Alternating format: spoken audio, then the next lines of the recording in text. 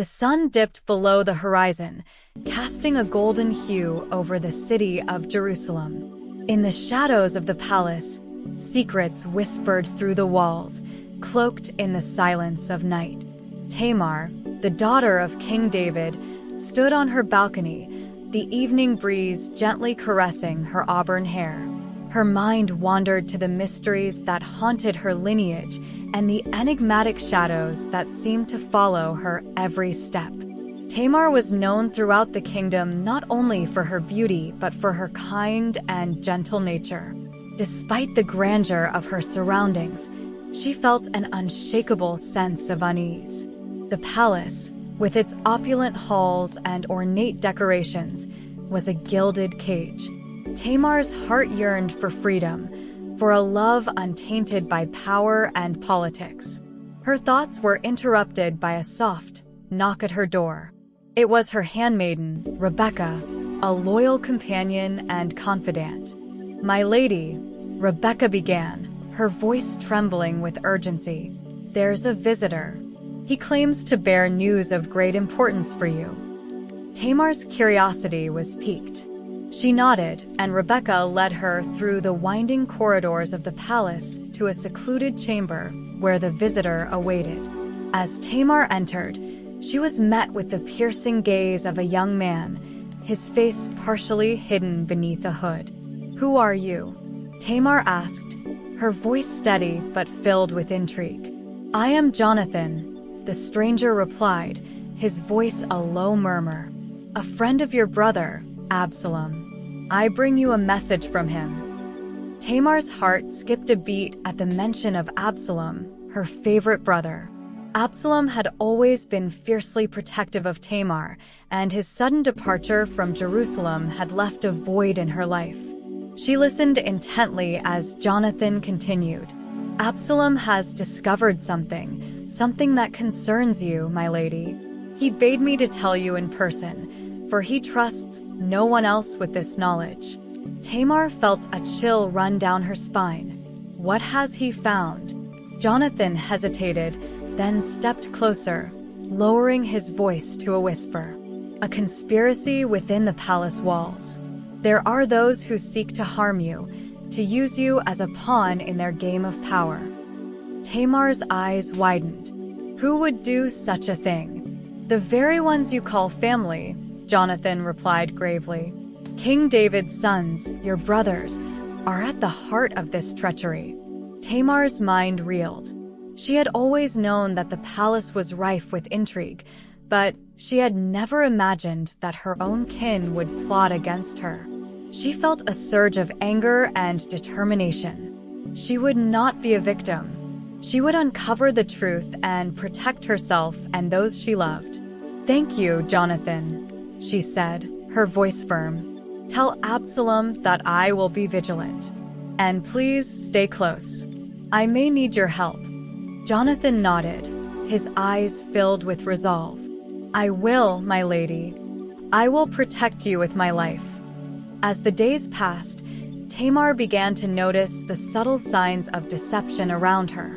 Whispers behind closed doors, stolen glances, and cryptic messages left in her chambers. She confided in Rebecca and Jonathan, and together, they devised a plan to unveil the conspiracy. One evening, as the palace was enveloped in darkness, Tamar slipped out of her chambers, disguised in a plain cloak. Jonathan and Rebecca waited for her at the entrance to a secret passage that led to the heart of the palace. They moved silently, their footsteps muffled by the thick stone walls. As they approached a hidden chamber, they heard voices. Tamar recognized them immediately, her brothers, Amnon and Adonijah. She pressed her ear to the door, straining to hear their conversation. "Father is weak," Amnon was saying. "His time is coming to an end. We must seize control before it's too late." Adonijah's voice was filled with contempt. "And what of Tamar? She stands in our way. Her influence over Absalom is too strong. She must be silenced," Amnon replied coldly. "We cannot allow her to interfere." Tamar's blood ran cold. She had heard enough. She motioned for Jonathan and Rebecca to follow her, and they slipped away unnoticed. Back in the safety of her chambers, Tamar's mind raced. Her own brothers had conspired against her, but she would not be their pawn. She knew she had to act swiftly and decisively. She summoned Jonathan and Rebecca, and together, they devised a plan to expose the treachery. The next day, Tamar approached her father, King David, with a heavy heart. She knew that what she was about to reveal would shatter him, but it was the only way to ensure their safety. "Father," she began, her voice trembling, "I have something important to tell you." David looked at her with concern. "What is it, my child?" Tamar took a deep breath and recounted everything she had heard. David's face grew pale with shock and sorrow. "My own sons," he muttered, his voice filled with anguish. "How could they betray us like this?" Tamar reached out and took his hand. "We must be strong, father. We cannot let them destroy us." David nodded, his eyes filled with determination. "You are right, Tamar. We will not let them win." With the king's support, Tamar and Jonathan set their plan into motion. They gathered evidence of the conspiracy and presented it to the royal council. The treachery of Amnon and Adonijah was laid bare for all to see. The council was in an uproar. Some called for the immediate execution of the traitors, while others urged for mercy. In the end, David decided to exile his sons, stripping them of their titles and privileges. It was a harsh punishment, but one that spared their lives. As Amnon and Adonijah were led away, Tamar felt a mixture of relief and sorrow. She had uncovered the truth and protected her family, but at a great cost. Her heart ached for the brothers she had once loved, now lost to ambition and greed. In the days that followed, Tamar found solace in the company of Jonathan. Their bond grew stronger, forged in the fires of adversity. As they spent more time together, Tamar felt her heart stir with emotions she had never known. She saw in Jonathan a kindred spirit, someone who understood her fears and dreams. One evening, as they walked through the palace gardens, Jonathan took her hand in his. "Tamar," he began, his voice filled with tenderness, "I have admired you from afar for so long.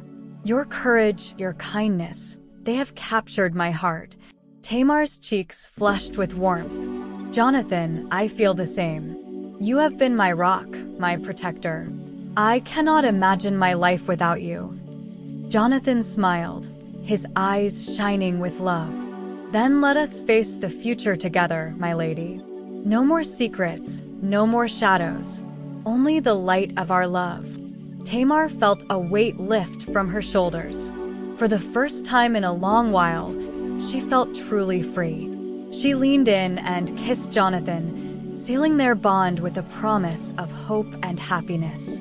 Their love blossomed in the days that followed, a beacon of light in the midst of the palace's lingering shadows. Together, they worked to heal the wounds left by betrayal, to restore peace and harmony to their fractured family.